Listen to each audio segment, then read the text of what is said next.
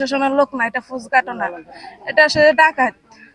আমাদের স্বর্ণ অলংকার যা আছে সবকিছু নিয়ে গেছে। 5 লাখ টাকা ছিল। নোয়াখালীর হাতিয়ায় কোস্টগার্ডের বিরুদ্ধে ব্যবসায়ী আমজাদ হোসেন বিদ্যুৎকে নির্যাতন, বাড়ি ভাঙচুর এবং পরিকল্পিতভাবে অস্ত্র দিয়ে ফাঁসানোর অভিযোগ উঠেছে। এর প্রতিবাদে এবং বিদ্যুতের মুক্তির দাবিতে ফুঁসে উঠেছে স্থানীয় ব্যবসায়ী ও এলাকাবাসী। শনিবার সকালে উপজেলার ভৈরব বাজারে আয়োজিত এক বিশাল মানববন্ধনে অংশ নেন অত্যন্ত 2 শতাধিক মানুষ।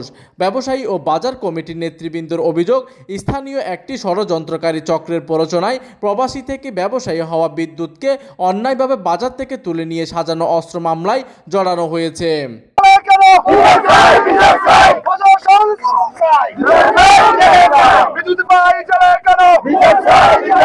মানববন্ধনে উপস্থিত এলাকাবাসী জানায়, অভিযানের সময় ডাকাত ভেবে মানুষ ছুটে এলে এলোপাতাড়ি গুলি ছোড়ে আতঙ্ক তৈরি করে কোস্টগার্ড। তবে কোস্টগার্ড দক্ষিণ জোনের মিডিয়া কর্মকর্তা রায়হান আহমেদ জানিয়েছেন, সুনির্দিষ্ট অভিযোগের ভিত্তিতে অস্ত্রসহ আমজাদ হোসেন বিদ্যুৎকে গ্রেপ্তার করা হয়েছে।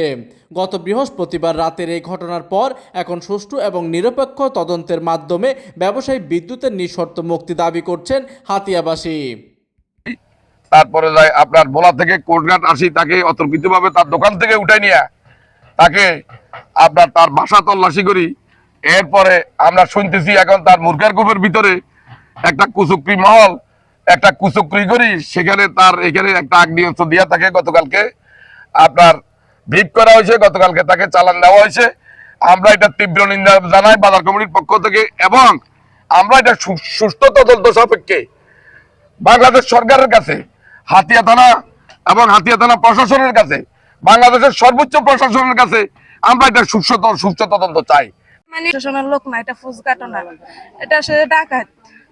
আমাদের স্বর্ণ অলংকার যা আছে সবকিছু নিয়ে গেছে। 5 লাখ টাকা ছিল। আমার স্বামী ঢাকা যাইবো মালাল্লাই, ঈদের পরে যাইবো, টাকা দিছে মার কাছে, মা রাখছে। এরা প্রত্যেকে শুনছে, মানে ডাকাত জানে যে আমার কাছে টাকা আছে। টাকা দে, তোর স্বামীর তো ইয়ে আছে, অস্ত্র আছে, টাকা ন দিলে এখানে মারি এলাম। এইদিকে ব্যবসায়ী ও বাজার কমিটির নেতৃবৃন্দরা অভিযোগ করে বলেন, স্থানীয় একটি ষড়যন্ত্রকারী চক্রের প্ররোচনায় প্রবাসী থেকে ব্যবসায়ী হওয়া বিদ্যুৎকে অন্যায়ভাবে বাজার থেকে তুলে নিয়ে সাজানো অস্ত্র দিয়ে মামলায় জড়ানো হয়েছে।